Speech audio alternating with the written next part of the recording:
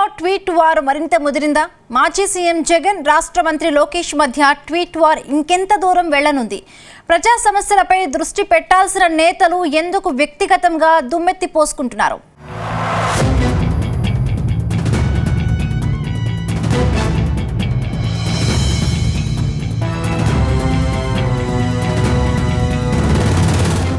ఏపీలో రాజకీయాలు మరింత హీటెక్కుతున్నాయి.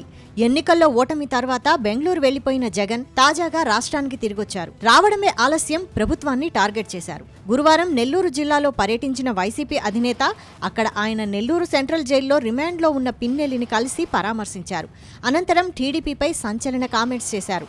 సీఎం చంద్రబాబు ప్రజలకు చేయాల్సిన పనులు చేయకుండా కేవలం భయాందోళనలను సృష్టించాలని ప్రయత్నిస్తున్నారని ఆరోపించారు. ఇందులో భాగంగానే మాజీ మంత్రి పిన్నెల్లిపై అక్రమంగా కేసులు పెట్టారని ఆరోపించారు. ఈ విషయాన్ని ఒకసారి అందరూ ఆలోచించాలని ప్రజలకు పిలుపునిచ్చారు. రాష్ట్ర వ్యాప్తంగా ఎవరి స్థాయిలో వాళ్లు రెడ్ బుక్ పట్టుకొని దాడులు, వేధింపులకు దిగుతూ ఆస్తులను ధ్వంసం చేస్తున్నారని ఆరోపించారు. మరి ఇంత దారుణం ఎక్కడైనా ఉంటుందా అని ప్రశ్నించారు.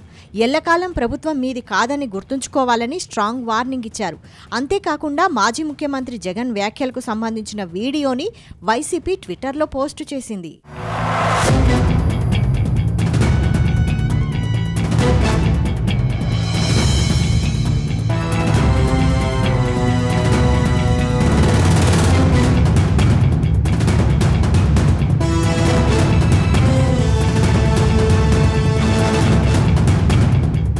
వైసీపీ అధినేత కామెంట్స్ కూటమి సర్కార్ను నేరుగా తాకాయి. దీంతో ఆ పోస్టుపై తాజాగా మంత్రి నారా లోకేష్ ట్విట్టర్ వేదికగా స్పందించారు. జగన్ పై ప్రశ్నల మీద ప్రశ్నలతో విరుచుకుపడ్డారు. వైసీపీ ప్రభుత్వ హయాంలో డాక్టర్ సుధాకర్ను చంపింది ఎవరని ప్రశ్నించారు.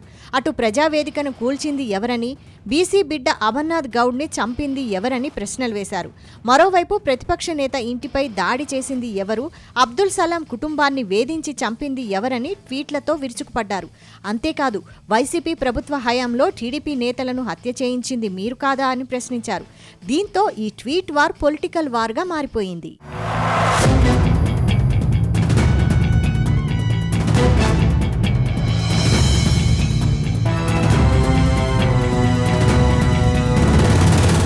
మరోవైపు మాజీ మంత్రి పిన్నెల్లి రామకృష్ణారెడ్డిని ఓదార్చిన జగన్పై మంత్రి లోకేష్ సెటైర్లు వేశారు.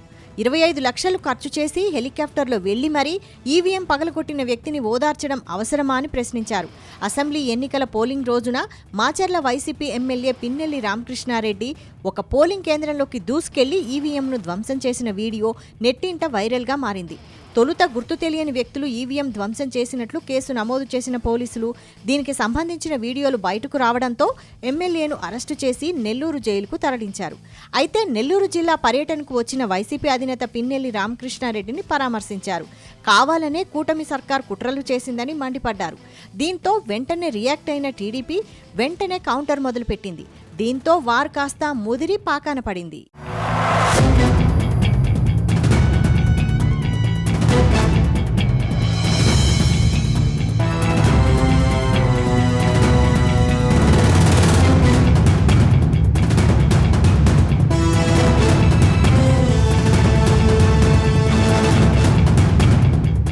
మొత్తంగా టీడీపీ, వైసీపీ మధ్య డైలాగ్ వార్ మరింత ముదిరేలా కనిపిస్తోంది. రెండు పార్టీల నేతలు ఒకరిపై ఒకరు ట్వీట్లతో సరిపెట్టుకుంటారా, లేదంటే జనాల ముందుకు వచ్చి ఇంకా దుమ్మెత్తి పోసుకుంటారా అనేది తెలియాలంటే కొద్ది రోజులు ఆగాల్సిందే.